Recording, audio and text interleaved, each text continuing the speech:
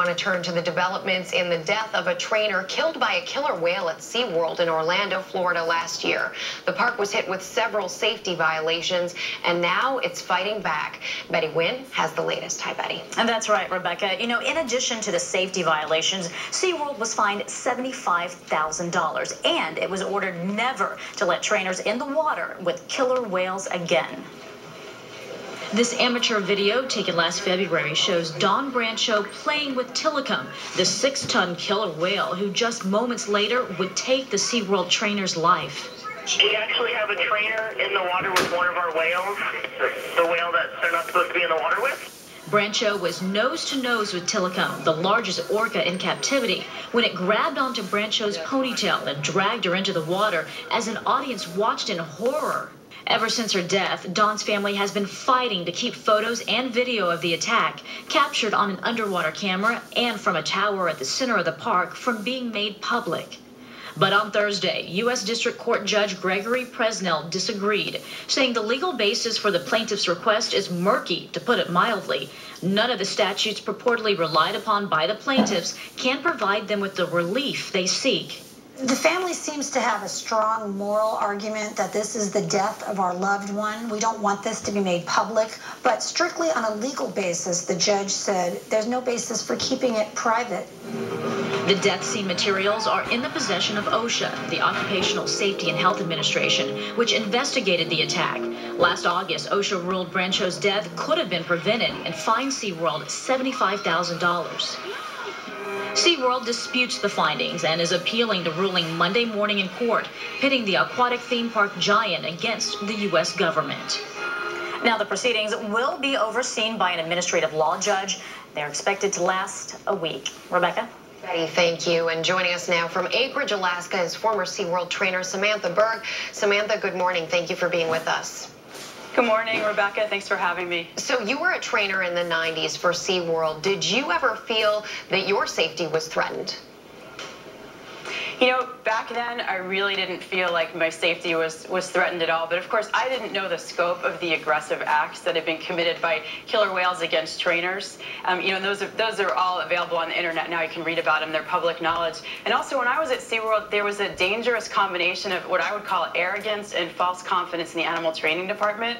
So there was this sense of that if you did everything right, then nothing would happen to you. And in fact, and then when things did go wrong, there was this attitude of blame the trainer. So basically, you know, knowing what I know now, there's no way I would get into the water with a killer whale right now. You wouldn't. You also knew Tilikum when he first arrived at SeaWorld. In your estimation, was he a dangerous killer whale to begin with? Would you have ever gotten in the water with him?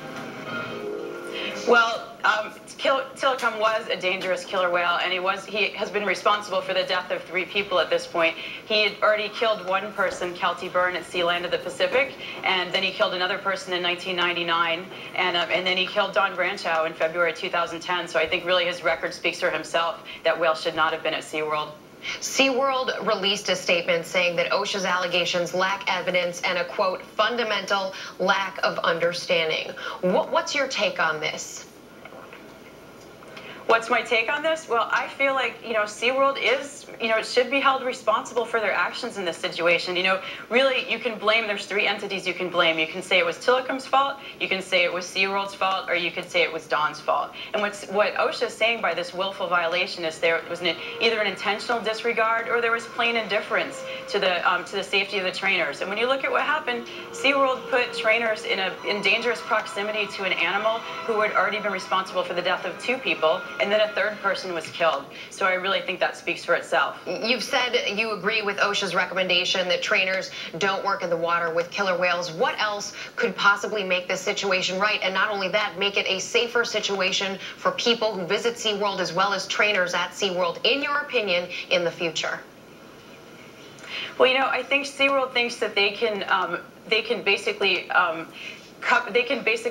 change the thing so it's safer for the trainers. They can mitigate their liability by changing their policy. And really, I don't believe that's possible with killer whales. These are wild animals. They're highly intelligent. They're very social. They're being forced to perform 5 times a day for their entire lives for dead fish. They're performing stupid tricks, and they're living basically in concrete tanks. So I don't really think there is anything that SeaWorld could do to make it safer for the trainers. Really, what they should do, it's time to stop the shows. It's time to stop forcing these animals to perform in basically a circus environment. And they should release the animals that are young enough and healthy enough to be released. And the animals like Tilikum, who are old and sick and have put in 25 years in the industry, should be released to an open ocean pen so they can live out their lives and just experience the natural rhythms of the ocean. It would be such a PR coup for SeaWorld if they were willing to send Tilikum back to Iceland. What an amazing thing. Samantha Berg, we appreciate you joining us. Thank you.